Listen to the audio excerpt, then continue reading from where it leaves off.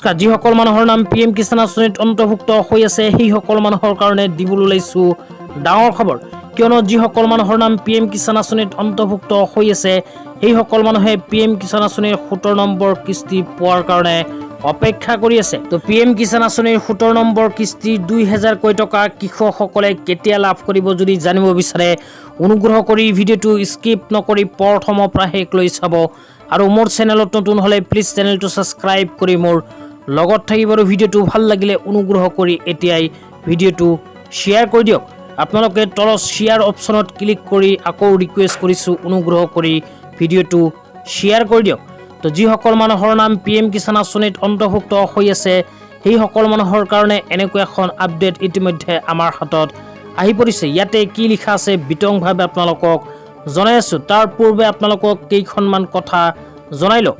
তো যিসকল মানুহৰ নাম PM কিষাণ আঁচনিত অন্তৰ্ভুক্ত হৈ আছে সেইসকল মানুহে যদি PM কিষাণ আঁচনিত টকাবোৰ বেংক একাউণ্টত পাই থাকিব বিচাৰে তেন্তে নিজৰ বেংক একাউণ্টৰ লগত আধাৰ কাৰ্ড লিংক কৰিব লাগিব। তাৰপিছত PM কিষাণ আঁচনিৰ লেণ্ড চিডিং কৰিব লাগিব। তাৰপিছত PM কিষাণ আঁচনিৰ EKYC কৰিব লাগিব।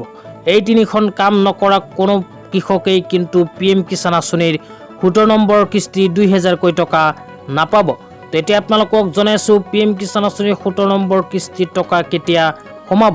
তো এই বিষয়ত ইয়াতে কোৱা হৈছে প্ৰধানমন্ত্ৰী কিষাণ যোজনাৰ 17 সংখ্যক কিস্তি 2024 চনৰ জুন মাহৰ পৰা জুলাই মাহলৈ মুক্তি পোৱাৰ সম্ভাৱনা আছে, যদিহে সঠিক তাৰিখ সন্দৰ্ভত এতিয়াও কোনো আনুষ্ঠানিক ঘোষণা কৰা হোৱা নাই। তো ইয়াতে কোৱা অনুযায়ী এক্সপেক্ট কৰা হৈছে যে PM কিষাণ আঁচনিৰ 17 নম্বৰ কিস্তিৰ 2000 কোটি টকা হয়তো অহা জুন মাহৰ পৰা আৰম্ভ কৰি জুলাই মাহৰ ভিতৰত কৃষকসকলৰ বেংক একাউণ্টত সোমাই যাব। কিন্তু এতিয়ালৈকে চৰকাৰৰ ফালৰ পৰা কোনো আপডেট প্ৰদান কৰা নাই। তো চৰকাৰৰ ফালৰ পৰা যেতিয়া কোনো আপডেট প্ৰদান কৰিব লগে লগে ভিডিঅ' বনাই আপোনালোকক জনাই দিম। গতিকে চেনেলটো ছাবস্ক্ৰাইব কৰি মোৰ লগত থাকিব। তো আজি ইমানেই, ধন্যবাদ।